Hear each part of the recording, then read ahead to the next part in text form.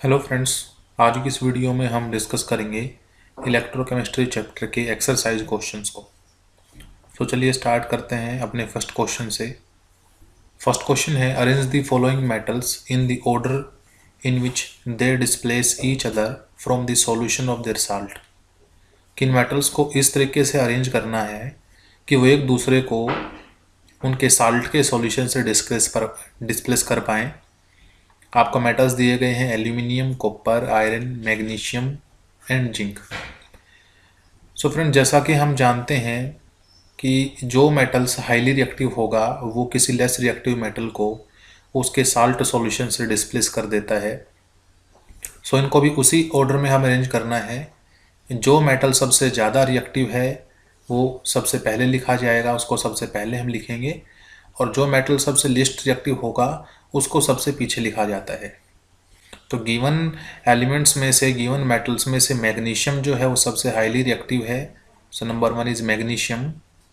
Magnesium के बाद जो है उसके बाद नंबर आएगा आपका एल्यूमिनियम का। मैग्नीशियम के बाद एल्यूमिनियम हाईली रिएक्टिव होता है। सो मैग्नीशियम हम अरेंज कर चुके हैं, एल्यूमिनियम अरेंज कर चुके हैं, जिंक, कॉपर और आयरन में से हाईली रिएक्टिव होता है जिंक। उसके बाद आता है आयरन और सबसे लिस्ट रिएक्टिव होता है कॉपर। यानी कह सकते हैं कि मैग्नीशियम मेटल किसी भी मेटल साल्ट सॉल्यूशन से उस मेटल को डिस्प्लेस करके डिस्प्लेसमेंट रिएक्शन शो कर सकता है, लेकिन कॉपर किसी भी मेटल साल्ट से उस मेटल को डिस्प्लेस नहीं कर पाएगा क्योंकि इसकी रिएक्टिविटी सबसे लिस्ट रिएक्टिविटी है। So magnesium is the most reactive metal, ये सबसे ज़्यादा रिएक्टिव मेटल है। And copper is the least reactive metal, और कॉपर की रिएक्टिविटी सबसे लीस्ट है, it is the least reactive metal. So it will not displace any metal salt या any metal ion from their salt. चलते हैं next question की तरफ। Question number 2 में हमसे पूछा गया है, given the standard electrode potential. हमें कुछ स्टैंडर्ड इलेक्ट्रोड पोटेंशियल्स दिए गए हैं। के पॉजिटिव टू के दिए गए हैं, silver ion to silver, mercuric ion to mercury, magnesium ion to magnesium, chromium ion to chromium, and we have to arrange these metals in the increasing order of their reducing power।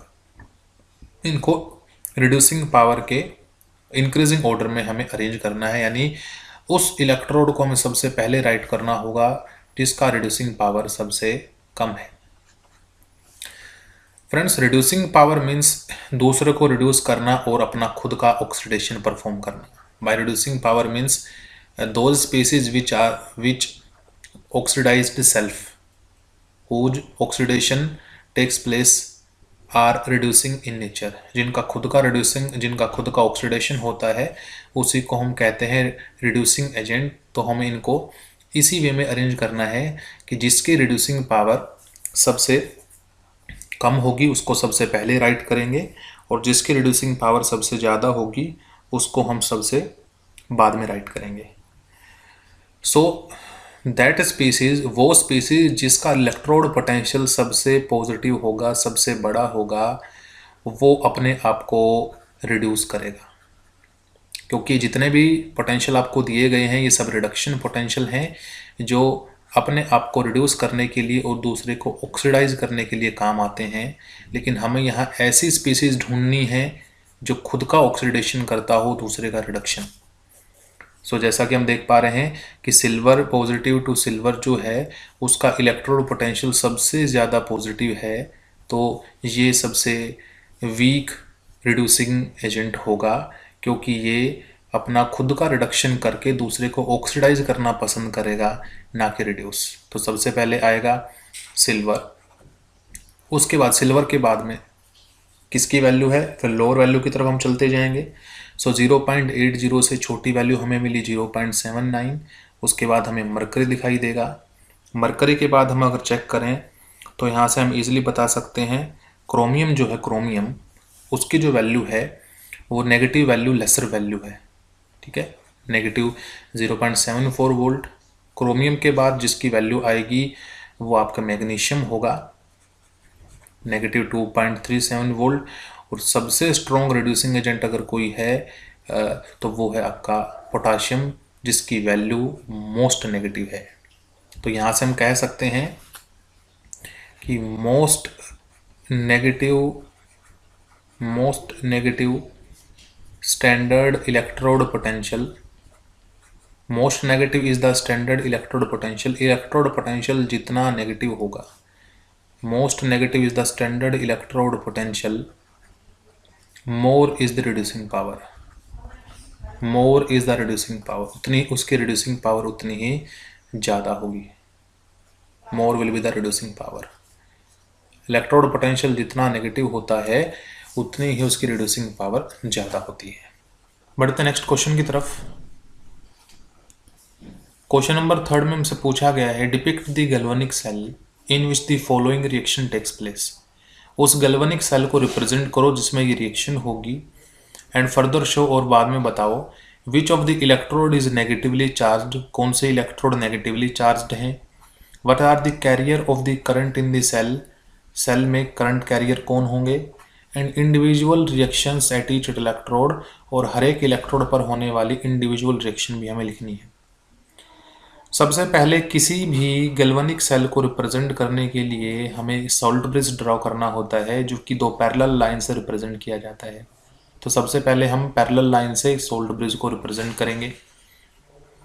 हमेशा इस salt bridge की left hand side में हम anode को represent करते हैं और right hand side में कैथोड को रिप्रेजेंट करते हैं। तो लेफ्ट हैंड साइड में एनोड रिप्रेजेंट होगी और राइट हैंड साइड में कैथोड को हम रिप्रेजेंट करेंगे। जैसा कि हम सब जानते हैं एनोड पर ऑक्सीडेशन होता है, तो यहाँ से आप इस इक्वेशन से आपको देख के ये सोचना है, ये पता लगाना है कि यहाँ किस स्पीसीज का ऑक्सीडेशन हुआ है। तो आप पाएंगे कि जिंक मेटल जो सॉलिड स्टेट में था वो जिंक आयन में कन्वर्ट हो गया, यानी जिंक की ऑक्सीडेशन स्टेट 0 से +2 हो गई, यानी जिंक का ऑक्सीडेशन हुआ। तो लिखेंगे zinc is oxidised to zinc ions. Zinc जो है वो जिंक आयंस में ऑक्सीडाइज हो चुका है। राइट हैंड साइड में कैथोड लिखी जाती है, यानी रिडक्शन हाफ सेल लिखा जाता है। रिडक्शन किसका हुआ है? सिल्वर आयंस का, जो रिड्यूस होकर के बन चुके हैं सिल्वर एटम्स। तो राइट हैंड साइड में हम लिखेंगे silver ions are reduced to silver atoms. तो लेफ्ट कंटेनर यानी एनोड के अंदर जिंक जो था वो जिंक आयन में कन्वर्ट हो चुका है। कैथोड यानी सेकंड कंटेनर के अंदर सिल्वर आयंस कन्वर्ट हो चुके हैं सिल्वर एटम्स में। अब हमसे पूछा गया है विच of the electrode is negatively charged, कौन सी इलेक्ट्रोड नेगेटिवली चार्ज्ड होती है। तो फ्रेंड्स याद रखना है कि एनोड हमेशा नेगेटिवली चार्ज्ड स्पीसीज। तो हमसे पूछा गया कौन से इलेक्ट्रोड नेगेटिवली चार्ज्ड है, तो हम बताएंगे एनोड जो है वो नेगेटिवली चार्ज्ड है। तीसरा हमसे पूछा गया है इंडिविजुअल रिएक्शंस लिखनी है हमें हर एक इलेक्ट्रोड पर। तो एनोड पर हमें दिखाई दे रहा है ऑक्सीडेशन है, तो लिखेंगे एट एनोड एनोड पर जो रिएक्शन हुई होगी उसमें क्या हुआ होगा, जिंक जो मेटल था वो कन्वर्ट हुआ होगा जिंक आयंस में और उसने रिमूव किए होंगे 2 इलेक्ट्रॉन्स। कैथोड पर क्या हुआ होगा, एट कैथोड पे हमेशा रिडक्शन होता है यानी गेन ऑफ इलेक्ट्रॉन्स। तो यहाँ सिल्वर आयंस ने दो सिल्वर आयंस ने 2 इलेक्ट्रॉन्स को गेन करके अपने आप को रिड्यूस करके 2 सिल्वर के एटम्स प्रोड्यूस किए होंगे। So these are the individual reactions at anode and cathode. Anode is the negatively charged, that is zinc electrode is negatively charged. And second पूछा है what are the carrier of the current in the cell, carrier कौन है। तो carrier यहाँ पर electrons and ion, carrier are electrons and ion. Electron और ion से ही सेल के अंदर कैरियर का काम करेंगे जो इलेक्ट्रिसिटी को फ्लो कराने में मदद करते हैं। तो बढ़ते हैं नेक्स्ट क्वेश्चन की तरफ। क्वेश्चन नंबर 4 में हमसे पूछा गया है calculate the standard cell potential of the galvanic cells. हमें स्टैंडर्ड सेल पोटेंशियल्स निकालने हैं, यानी कि हमें ई नोट कैलकुलेट करना है। ठीक है, हमें क्या कैलकुलेट करना है, हमें ई नोट कैलकुलेट करना है। हमें स्टैंडर्ड सेल पोटेंशियल्स निकालने हैं। किसके निकालने हैं, जिसमें ये फॉलोइंग रिएक्शन टेक प्लेस हुई होंगी। तो पहले हमें ई नोट कैलकुलेट करना है, उसके बाद हमें डेल्टा जी नोट और इक्विलिब्रियम कांस्टेंट भी कैलकुलेट करना होगा। तो चलिए स्टार्ट करते हैं। फर्स्ट इक्वेशन में दिया गया है 2 chromium atoms and 3 cadmium ions will combine to form 2 chromium ions and 3 cadmium. हमें कैलकुलेट करना है ई नोट सेल, इस सेल के लिए मुझे कैलकुलेट करना है ई नोट। सो हम ई नोट सेल का फॉर्मूला पता है, E not cathode minus E not anode. हमें ई नोट कैथोड में से ई नोट एनोड को सब्ट्रैक्ट करना होगा। ई नोट कैथोड मतलब वो इलेक्ट्रोड जिस पर रिडक्शन हुआ होगा उसके पोटेंशियल में से ऑक्सीडेशन होने वाली इलेक्ट्रोड का पोटेंशियल सब्ट्रैक्ट करना है। जैसा कि आप इक्वेशन में देख पा रहे हैं, क्रोमियम आयन अपनी ऑक्सीडेशन स्टेट 0 से +3 में कन्वर्ट हो गई, यानी क्रोमियम का हुआ होगा oxidation. So here chromium to chromium +3 ion is anode, ये एनोड का काम करेगी। या सिंपली लिख लें, हियर क्रोमियम एनोड या chromium electrode will act as anode, and cadmium की जो इलेक्ट्रोड होगी वो कैथोड का काम करेगी। तो दोनों के ही पोटेंशियल हमें दिए गए हैं। कैथोड का पोटेंशियल हमें दिया गया है 0.40, तो -0.40 वोल्ट में से हमें सब्ट्रैक्ट करना होगा ई नोट एनोड जो दिया गया है -0.74। तो जिसको सोल्व करने पर हमें मिलेगा -0.40 प्लस हो जाएगा 0.74, जिसको सब्ट्रैक्ट करने पर हमें वैल्यू क्या मिलेगी 0.34 वोल्ट। तो ये हमारा आ गया ई नोट सेल। अब जब हम ई नोट सेल कैलकुलेट कर चुके हैं तो उसके बाद हमें कैलकुलेट करना है delta G nought. We know that delta G nought is equal to -NF E note cell. Delta G nought calculate करने के लिए हमें -NF ई नोट सेल करना है। N is the number of electron change. कैसे पता चलेगा? Chromium की अगर ऑक्सीडेशन स्टेट देखी जाए तो 0 है, सो 2 एटम इंटू 0 0। यहाँ क्रोमियम की ऑक्सीडेशन स्टेट देखी जाए तो +3 है, सो 2 इंटू +3 +6। तो इलेक्ट्रॉन्स का चेंज कितने का आया 6 का, 0 से 6 तक। तो इलेक्ट्रॉन का चेंज आया 6 का, तो 6 इंटू एफ का वैल्यू है फेराडे 96500, और ई नोट सेल में मिल ही चुका है 0.34 वोल्ट। इनको जब सोल्व करते हैं तो यहाँ से हमें वैल्यू मिलती है -19686 जूल पर मोल। जूल पर मोल अगर इसको किलो जूल में कन्वर्ट करना है तो डिवाइड करेंगे 1000 से। 1000 से डिवाइड करने के बाद ये 196.86 किलो जूल पर मोल हमें मिलेगा। तो this is our delta G note. लेकिन हमें सिर्फ डेल्टा जी नोट तक वैल्यू नहीं छोड़नी, हमें कैलकुलेट करना है इक्विलिब्रियम कांस्टेंट। इक्विलिब्रियम कांस्टेंट निकालने के लिए फॉर्मूला अप्लाई करेंगे, delta G nought equal to -2.303 RT logarithm of K. तो यहाँ से डेल्टा जी नोट की वैल्यू है 196.86 इक्वल टू -2.303। आर की वैल्यू यहाँ से है 8.314। ध्यान रखना है ये वैल्यू जूल की फॉर्म में है, तो हम इसको 1000 से डिवाइड करके किलो जूल बनाएंगे। टेम्परेचर नॉर्मल स्टेट पे 298 केल्विन लिखते हैं, और यहाँ से मिलेगा लॉगरिथम के। तो इसको सोल्व करने के बाद जो लॉगरिथम के की वैल्यू हमें ऑब्टेन हुई वो आपकी वैल्यू है 34.5014, जिसको हम सोल्व करेंगे फर्दर उसका एंटी लॉगरिथम लेंगे। सो एंटी लॉगरिथम लेने के बाद में यहाँ से हमें के की वैल्यू मिलेगी। ठीक है, एंटी लॉगरिथम से लॉगरिथम कैंसिल हो जाएगा, इधर से हम एंटी लॉगरिथम निकालना होगा 34.5014 का, जिसको सोल्व करने पर हमें वैल्यू मिलती है 3.192 इंटू 10 की power 34। So this is our required answer for the first part. ये फर्स्ट पार्ट के लिए रिक्वायर्ड आंसर है। सेकंड इक्वेशन में हमें दिया गया है फेरस आयन और सिल्वर आयन मिल करके फेरिक आयन और सिल्वर बना रहे हैं। So in second equation ferrous ion and silver ion, ferrous ion और सिल्वर आयन मिल करके फॉर्म करेंगे ferric ion and silver atoms. So इस प्रोसेस में आयरन का ऑक्सीडेशन हुआ, सो आयरन यहाँ काम करेगी एज एनोड का। Iron is anode, iron anode है, और सिल्वर काम करेगी यहाँ कैथोड का। दोनों के ही पोटेंशियल ऊपर दिए गए हैं। आयरन का जो पोटेंशियल दिया गया है वो है 0.77 वोल्ट और सिल्वर का दिया गया है 0.80। आयरन का है 0.77 और सिल्वर का दिया गया है 0.80 वोल्ट।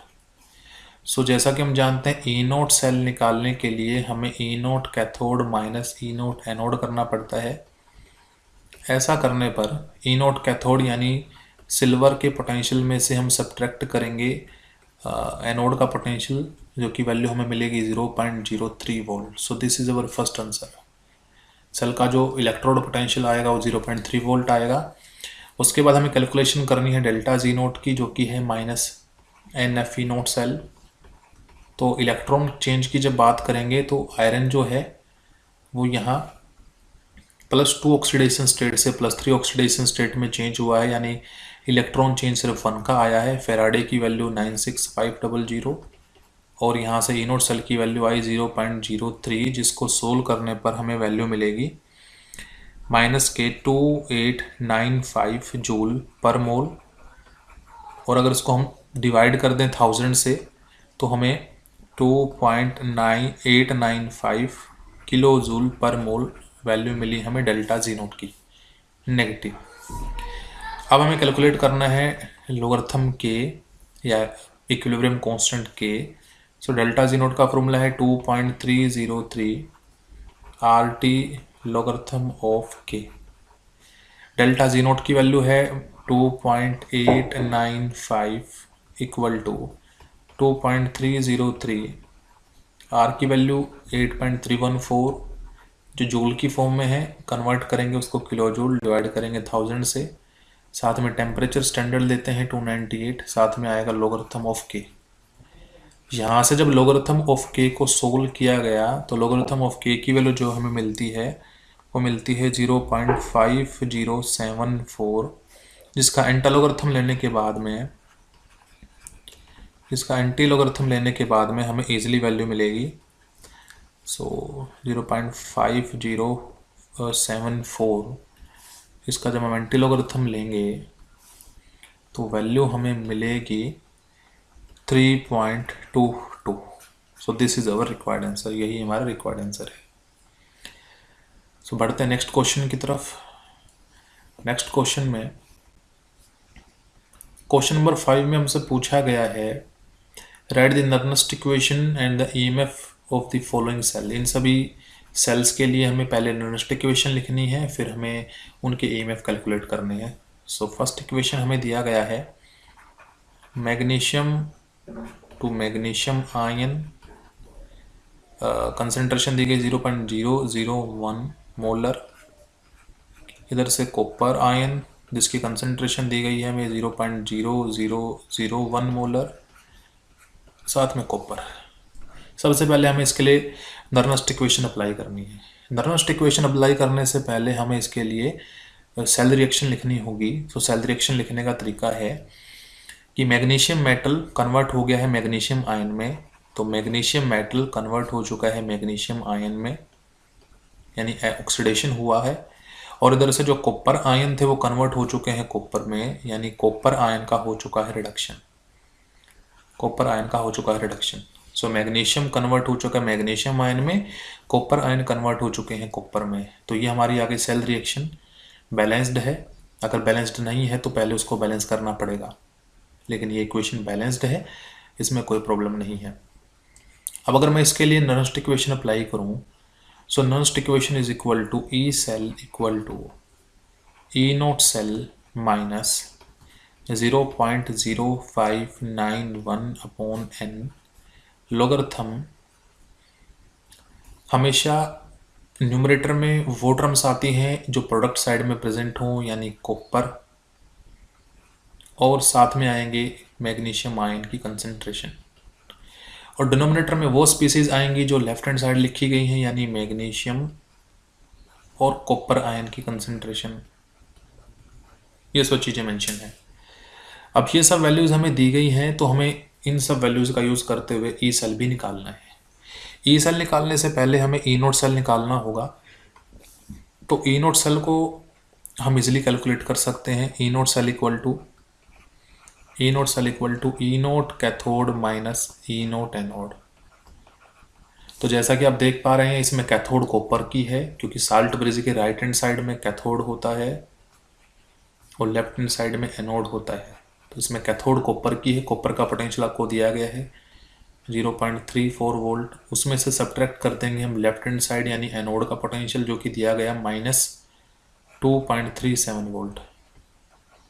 तो जैसे ही आप इसको ऐड करते हैं 0.34 वोल्ट प्लस 2.37 वोल्ट, यहाँ से जो आपको वैल्यू मिलेगी वो होगी 2.71 volt. So this is our E not. So E not value हमें मिली चुकी है।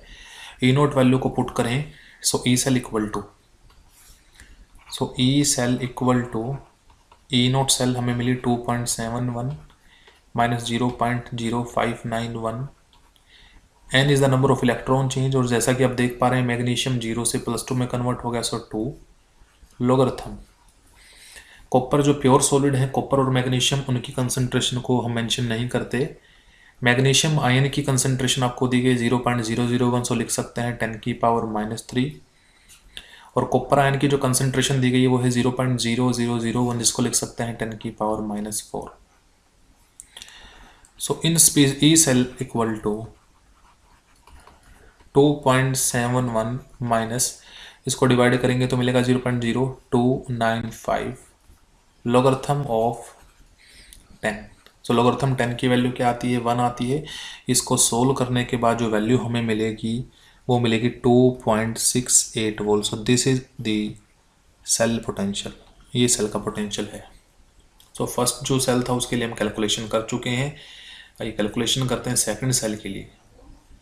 सेकंड सेल में हमें Fe2 पॉजिटिव आयन कंसंट्रेशन दे रखी है 0.001, H positive ion 2H2 gas, 1 बार प्रेशर, प्लेटिनम की इलेक्ट्रोड दी गई है। अगर इसके लिए मुझे रिप्रेजेंटेशन करना हो सेल रिएक्शन तो कैसे करेंगे, तो लिखते हैं सेकंड वाला क्या क्या दिया गया था। Fe2 पॉजिटिव, कंसंट्रेशन दी गई 0.001 मोलर, बीच में साल्ट ब्रिज है। H पॉजिटिव 1 मोलर कंसंट्रेशन है, कन्वर्ट हो चुका है हाइड्रोजन में 1 बार प्रेशर पे, साथ में दिया गया है प्लेटिनम की इलेक्ट्रोड। सो यहाँ भी आप देख पा रहे हैं कि साल्ट ब्रिज के लेफ्ट हैंड साइड में ऑक्सीडेशन है क्योंकि एनोड हाफ सेल लिखा गया है, और राइट हैंड साइड में रिडक्शन है क्योंकि कैथोड हाफ सेल लिखा गया है, रिडक्शन हाफ सेल लिखा गया है। तो जब सेल रिएक्शन बनाएंगे तो हम देख पा रहे हैं कि Fe जो एटम थे वो Fe फेरस आयन में कन्वर्ट हो चुके हैं। So Fe will convert to ferrous ion, Fe2 positive ion, and H positive ion will convert into H2। So हमें पहले इक्वेशन को बैलेंस करना होगा। इक्वेशन को बैलेंस करने के लिए जस्ट हम H पॉजिटिव आयन के सामने 2 लगा देते हैं, तो हाइड्रोजन भी बैलेंस हो गया, चार्ज भी बैलेंस हो गया। अब अगर इसके लिए मुझे लिखना पड़े ई सेल, तो E cell equal to E note cell minus 0.0591 upon n logarithm. सिर्फ आयन को ही हम कंसिडर करेंगे क्योंकि जो प्योर सॉलिड है और हाइड्रोजन गैस है उनकी कंसंट्रेशन, प्योर सॉलिड की कंसंट्रेशन 1 और हाइड्रोजन गैस का प्रेशर 1 बार पहले से दिया गया है। तो राइट हैंड साइड में जो भी लिखा गया वो न्यूमरेटर में लिखते हैं, यानी फेरस आयन की कंसंट्रेशन हम न्यूमरेटर में लिखेंगे और H पॉजिटिव की कंसंट्रेशन की पावर 2 हम डिनोमिनेटर में लिखेंगे। हमें पहले ई नोट चाहिए तो ई नोट कैलकुलेट कर लेते हैं। ई नोट का फॉर्मूला हम सबको पता है, E note cell equal to E not cathode minus E not anode.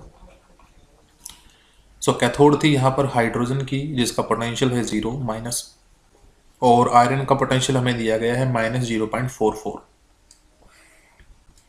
तो 0 माइनस 0.44 जो कि वैल्यू मिलेगी पॉजिटिव 0.44 वोल्ट। तो ये हमें ई नोट सेल मिल गया। वैल्यू पुट करेंगे E cell equal to E note cell 0.44, number of electron change फिर से 2 का है, आयरन 0 से +2 में कन्वर्ट हो गया, तो 2 से डिवाइड करने के बाद ये वैल्यू 0.0295 बनेगी लॉगरिथम। आयरन की कंसंट्रेशन दी गई है 0.001, यानी लिख सकते हैं 10⁻³ अपॉन H की कंसंट्रेशन दी गई है 1, तो 1⁻² जो कि 1 ही रह जाएगा। इन सब चीज़ों को सोल्व करने के बाद हमें ई सेल की जो वैल्यू मिलती है वो मिलती है 0.523 volt. So E cell equal to 0.523 volt, ये हमारा ई सेल होगा। पार्ट नंबर 3 में हमसे पूछा गया है कि हमें इस टिन और हाइड्रोजन वाली इलेक्ट्रोड का पोटेंशियल निकालना है और रेनल्ड्स इक्वेशन मेंशन करनी है। तो एक बार हम लिख लेते हैं, टिन से टिन आयन कन्वर्ट हो गया 0.050 और H पॉजिटिव जो कि कंसंट्रेशन है 0.020 से हाइड्रोजन 1 बार प्लेटिनम के साथ। तो थर्ड पोर्शन को हम लिखेंगे। थर्ड पोर्शन में से दिया गया है Sn जो कन्वर्ट हो गया Sn2 पॉजिटिव में, कंसंट्रेशन दी गई 0.050, बीच में साल्ट ब्रिज है। H पॉजिटिव जिसकी कंसंट्रेशन दी गई 0.020, कन्वर्ट हो गया H2 में, जिसका प्रेशर है 1 बार और साथ में प्रेजेंट है प्लेटिनम। सबसे पहले इक्वेशन को रिप्रेजेंट करना आना चाहिए। लेफ्ट हैंड साइड में एनोड है, राइट हैंड साइड में कैथोड है, बीच में साल्ट ब्रिज है। सो टिन कन्वर्ट हो चुका है टिन आयंस में, स्टेनस आयन में, और इधर से H पॉजिटिव कन्वर्ट हो चुका है हाइड्रोजन में H2 में। इक्वेशन को बैलेंस करने के लिए जस्ट हमें यहाँ 2 से मल्टीप्लाई करना है। सो इक्वेशन आ गई। अब इस इक्वेशन के लिए अगर हम लिखेंगे ई सेल तो वो आएगा E cell equal to E note cell, वही सेम 0.0591 अपॉन n लोगरिथम। ऊपर आएगा न्यूमरेटर में टिन की कंसंट्रेशन, नीचे आएगा H की कंसंट्रेशन की पावर 2। अगर यहाँ से हम ई नोट सेल कैलकुलेट करें तो ई नोट सेल की वैल्यू आती है E not cathode minus E not anode. So E not cathode यहाँ पर हाइड्रोजन है जो कि 0 है। एनोड यहाँ टिन है। टिन का पोटेंशियल हमें दिया गया है, टिन का पोटेंशियल दिया गया है -0.14, -0.14। तो ई नोट की वैल्यू मिली 0.14 वोल्ट, ये वैल्यू हम पुट करेंगे। So E cell equal to E note cell हमें मिलेगा 0.14, एन की वैल्यू आप चेक करेंगे फिर से 2 मिलेगी। टिन 0 से +2 में कन्वर्ट हुआ, सो 2 से डिवाइड करने के बाद ये वैल्यू मिलती है 0.0295 लोगरिथम। टिन की कंसंट्रेशन दी गई है 0.050, H की कंसंट्रेशन दी गई है 0.020, उसकी पावर 2 हमें लिखना होगा। जिस इक्वेशन को पूरी तरह से सोल्व करने पर 0.078 volt. So this is our required answer. यही हमारा रिक्वायर्ड आंसर है। बढ़ते हैं फोर्थ पार्ट की तरफ। सो फोर्थ पार्ट में हमसे पूछा गया है, दिखाया दिया है कि Br2 से Br नेगेटिव, कंसंट्रेशन दी गई 0.010 मोलर, बीच में साल्ट ब्रिज है H पॉजिटिव 0.030 मोलर, साथ में H2। सो हमें अप्लाई करना है, सबसे पहले रिप्रेजेंट करनी होगी इक्वेशन। हमें दिखाई दे रहा है Br2 0 से Br नेगेटिव कन्वर्ट हुआ है, इधर से H पॉजिटिव H2 में कन्वर्ट हुआ है। तो दोनों ही प्रोसेस क्या है, रिडक्शन की हमें मेंशन की गई है। लेकिन जनरली हम जानते हैं कि दोनों में से जिस भी इलेक्ट्रोड का रिडक्शन पोटेंशियल हाइयर होगा उसी का रिडक्शन होता है। सो जैसा कि आपको यहाँ दिखाया गया है कि ब्रोमीन का जो पोटेंशियल है वो +1.08 वोल्ट है, और हाइड्रोजन का जो पोटेंशियल हम लिखते हैं रिडक्शन पोटेंशियल वो 0 होता है, स्टैंडर्ड पोटेंशियल। सो जिसका पोटेंशियल ग्रेटर है, जिसका पोटेंशियल ज़्यादा है उसका रिडक्शन हुआ होगा, और जिसका पोटेंशियल कम है उसका ऑक्सीडेशन हुआ होगा। तो जरूर हाइड्रोजन का पोटेंशियल 0 है तो उसका ऑक्सीडेशन हुआ होगा।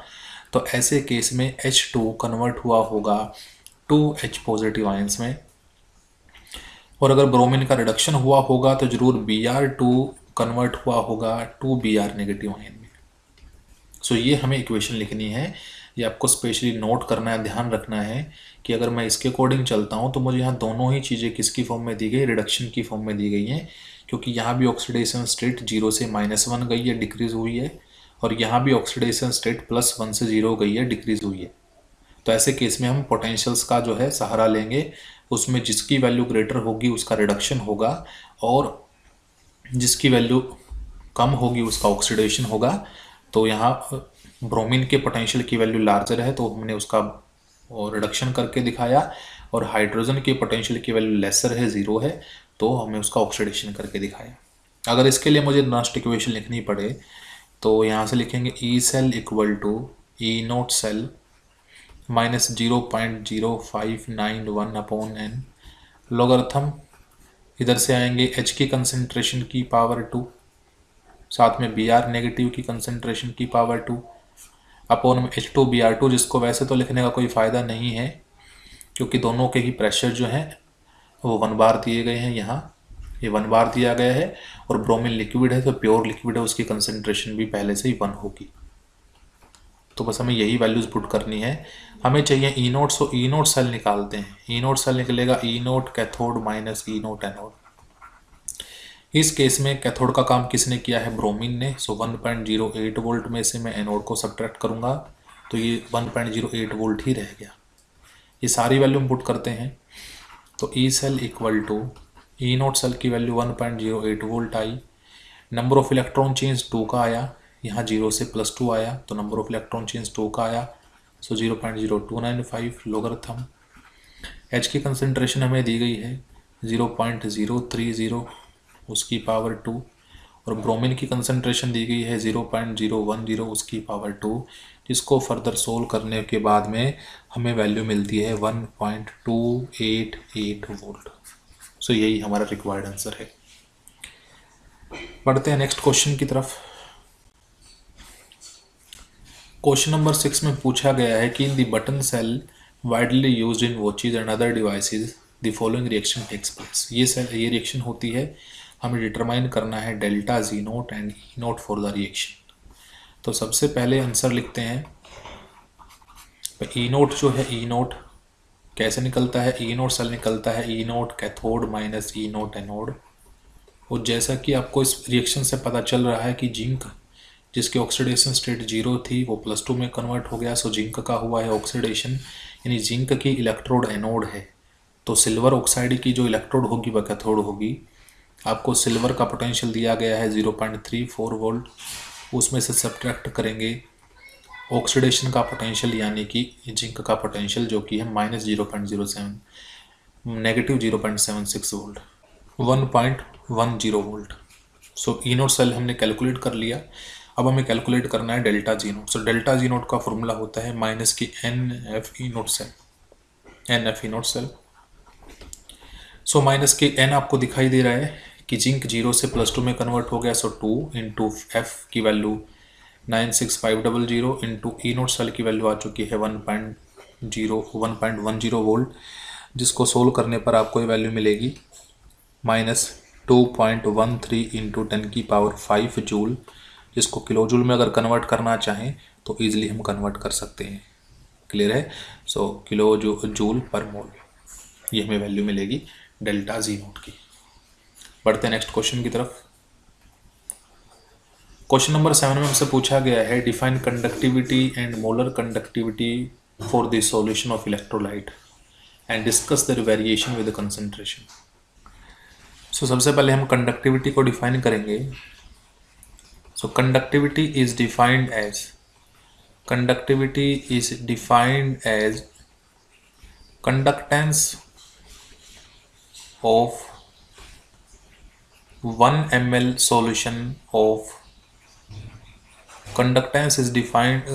conductivity is defined as conductance of 1 ml solution of electrolyte। किसी भी इलेक्ट्रोलाइट के 1 ml सॉल्यूशन की जो कंडक्टेंस है उसी को हम कंडक्टिविटी कहते हैं। Also it is reciprocal of resistivity. ये रेजिस्टिविटी का अपोजिट भी होती है, रेसिप्रोकल भी होती है। It is reciprocal of resistivity. So resistivity is represented by rho. Resistivity को रो से रिप्रेजेंट करते हैं। And conductivity is represented by K. Conductivity को रिप्रेजेंट किया जाता है के से। सो लिख सकते हैं कंडक्टिविटी इज इक्वल टू 1/रो। एंड अगर यूनिट्स की बात करेंगे तो कंडक्टिविटी की जो यूनिट होंगी वो रेजिस्टिविटी की यूनिट का रेसिप्रोकल होंगी। रेजिस्टिविटी की यूनिट होती है ओम मीटर, तो इसकी जो यूनिट बनेंगी वो होंगी ohm inverse metre inverse. Ohm inverse को हम लिखते हैं महो मीटर इनवर्स, या फिर हम लिख सकते हैं siemens metre inverse. And in general terms it is generally represented in form of ohm siemens per centimetre या साइमन सेंटीमीटर इनवर्स। हमसे पूछा गया साथ में कि वेरिएशन बताएं कंसंट्रेशन के साथ, कि कंडक्टिविटी कंसंट्रेशन के साथ कैसे वेरी करती है। तो लिखना है conductivity of A solution, conductivity of A solution, conductivity of A solution decreases, conductivity of a solution decreases with decrease in concentration, with decrease in concentration। जैसे जैसे concentration डिक्रीज होती है वैसे वैसे कंडक्टिविटी भी डिक्रीज हो जाती है। जैसे जैसे कंडक्टिविटी जैसे जैसे कंसंट्रेशन सॉल्यूशन की डिक्रीज हो जाती है वैसे वैसे कंडक्टिविटी भी डिक्रीज हो जाती है, because conductivity depends upon number of ions in unit volume, number of ions present in unit volume, unit volume में कितने आयंस प्रेजेंट हैं इस बात पर डिपेंड करता है कंडक्टिविटी। सो जैसे जैसे यूनिट वॉल्यूम के अंदर नंबर ऑफ आयंस डिक्रीज होंगे कंडक्टिविटी भी डिक्रीज हो जाएगी। नेक्स्ट डिफाइन करते हैं मोलर कंडक्टिविटी को। सो molar conductivity is defined as, molar conductivity is defined as, molar conductivity को डिफाइन करेंगे। Molar conductivity is defined as conductance power, is defined as conductance power of all ions produced, conductance power of all ion produced from 1 mole of electrolyte, from 1 mole of electrolyte।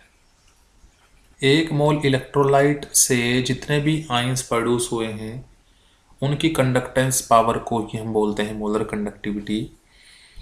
So produced from 1 mole of electrolyte dissolved in V centimeter cube of solution, या V centimeter cube of solution, dissolved in V centimeter cube of solution। ठीक है। when the electrodes are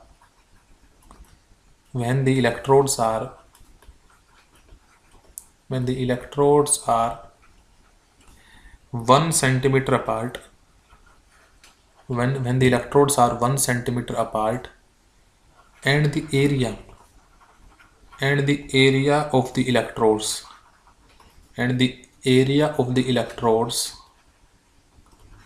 is so large, and the area of electrodes is so large that whole solution is contained between them,